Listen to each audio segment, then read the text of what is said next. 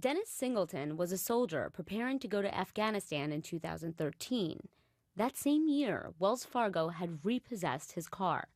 It was against the law, but Wells Fargo did it anyway.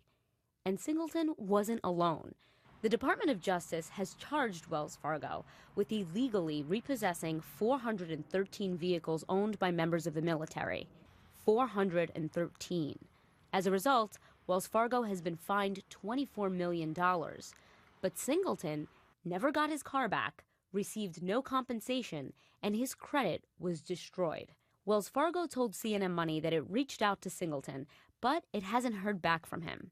It's just the latest scandal for a bank embroiled in controversy. There's also the up to 2 million unauthorized accounts opened by Wells Fargo employees to meet unrealistic sales targets by management. Whistleblowers were even punished for calling the bank's ethics line. I always felt out of place, and I tried my best to do it the right thing. I'm not perfect, and I eventually got to the point where my, the mental stress that came from this, reduced my production to zero. I took it up to my district manager. Basically, I was accused of making excuses for my performance and trying to, throw my colleagues under the bus. Can CEO John Stumpf survive the fallout? Many in Congress say no.